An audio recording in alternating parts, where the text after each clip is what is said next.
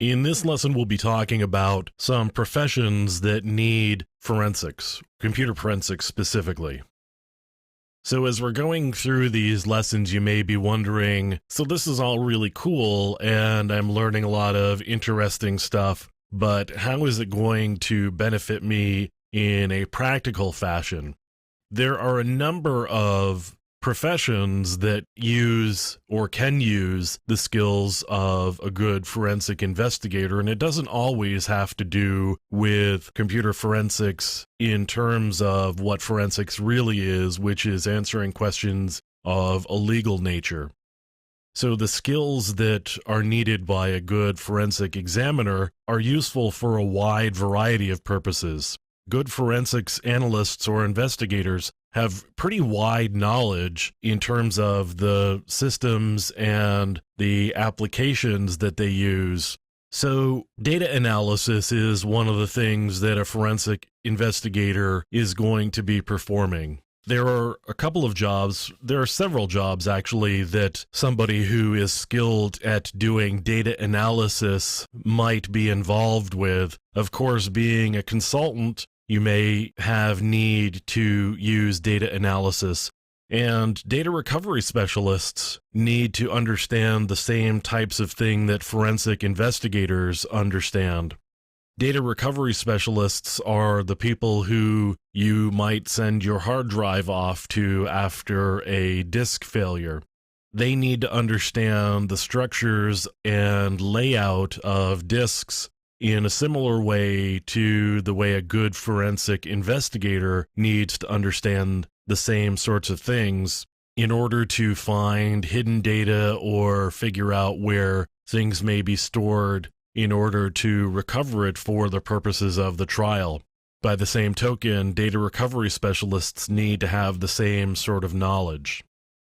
Forensic investigators may get involved with looking at malware for a variety of reasons in the case of a trial against somebody who may have actually written a piece of malware. A forensic investigator may be called in to see what the malware actually does and the impact it might have on a computer system. So a forensic investigator should probably have a pretty good understanding of how malware works, and specifically the changes to the operating system and the file system.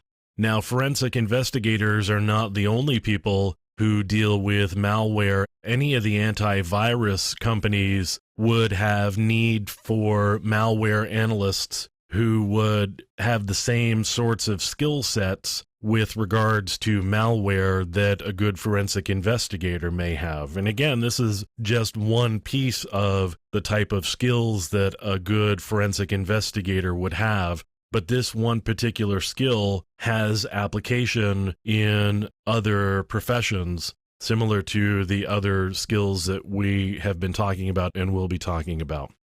Network expert. A forensic investigator would probably have to have a pretty good understanding of networking protocols, which isn't to say that forensic investigators may not be more familiar with the system side and may not deal as much with the networking aspect of it. But sometimes there are cases where you would need to know networking in order to be able to look at what's going on a system. And so you got to have a pretty good understanding of networking protocols. You should probably have a pretty good expertise in looking at traffic flows and an ability to look at packet captures and understand them.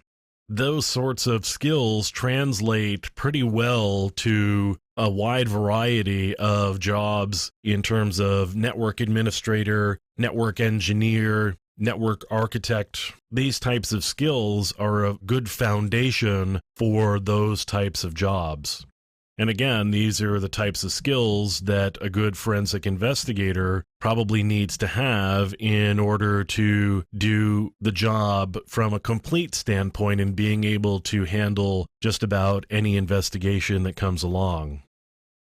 Senior systems administrator would need a knowledge of an operating system or multiple operating systems, maybe expertise at looking at logs and changes in files. Same thing with a forensic investigator.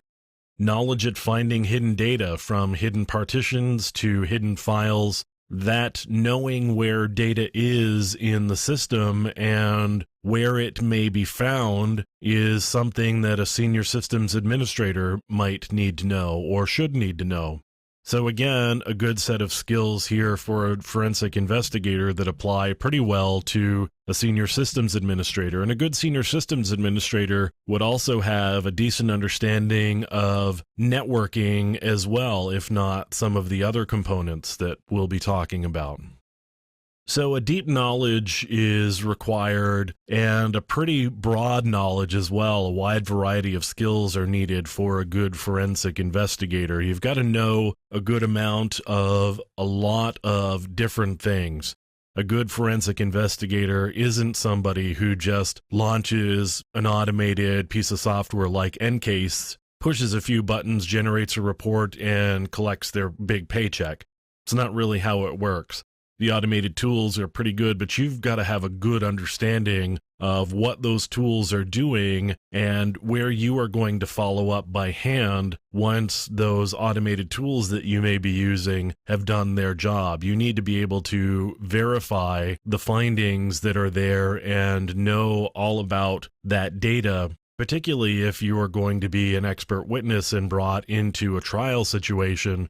You're not going to do well on the stand saying, well, I know how to run EnCase and I know how to push the buttons and here's the report that got spit out.